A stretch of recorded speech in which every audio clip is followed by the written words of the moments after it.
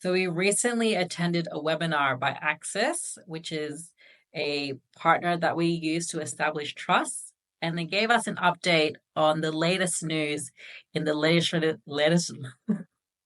legislative framework for trust.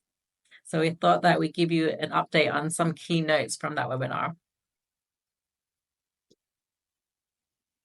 So I've basically just stolen this slide from Access. Cheers. Which gives a little bit of a rundown of the latest news for trust. So the first one is the Bendel appeal. Now, I won't go into the granular details of this litigation, but it did stress this point about unpaid present entitlements, otherwise known as unpaid distributions. So if there are any distributions declared from a trust, make sure they're paid, because then they might be open to scrutiny by the ATO. So the next one is amendments to ATO guidance.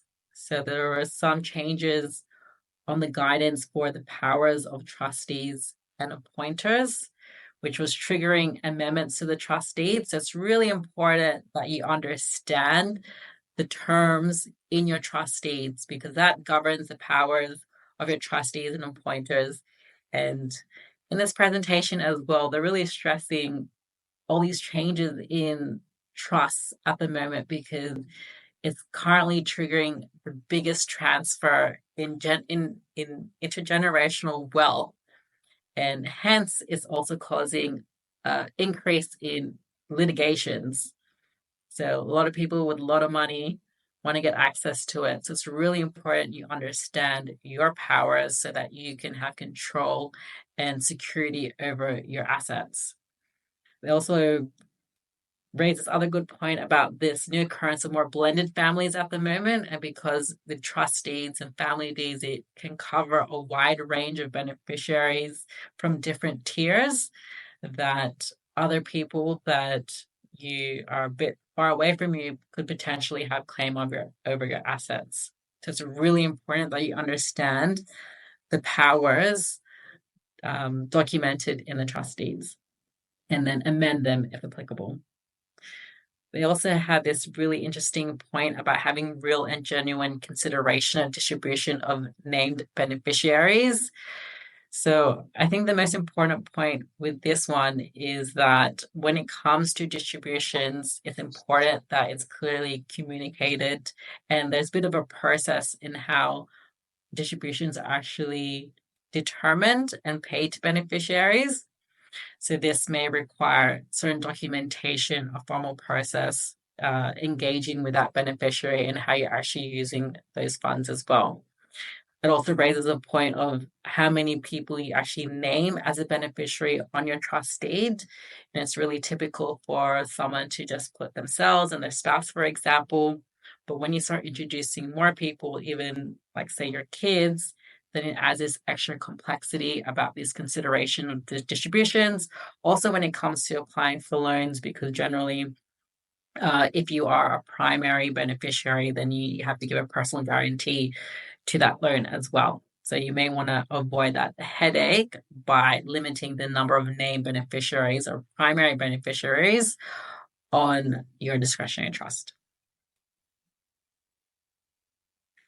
The next one is, I won't go into it in detail, but there may be potential changes to trust law, again, pending on the upcoming election. So if there's any changes that may affect our clients, we'll do our best to communicate them outwards.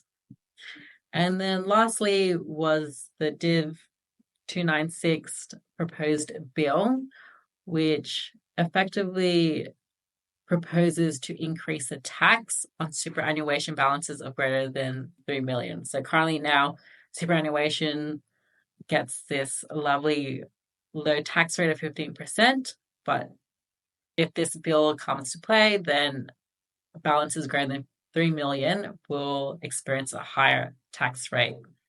So this is actually preempting a lot of restructures for a lot of superannuation funds, which are close or above $3 million. So yeah, so that's a lot of information You don't need to probably understand the nitty-gritty of everything, but it's important to understand what could potentially impact you so that we can do further investigation to ensure that you understand what's going on with your trusts and if you need to make any amendments if possible. And lastly, I just want to include this interesting slide from Access that about 1 in 10 people lodging tax returns actually report some sort of trust income. So it's a lot higher than I expected. So yeah, one in 10 people actually have an interest in a trust. So the impacts to the legislative framework for trust spreads quite far. Yeah, if you ever need help setting up a trust, feel free to reach out to FTC.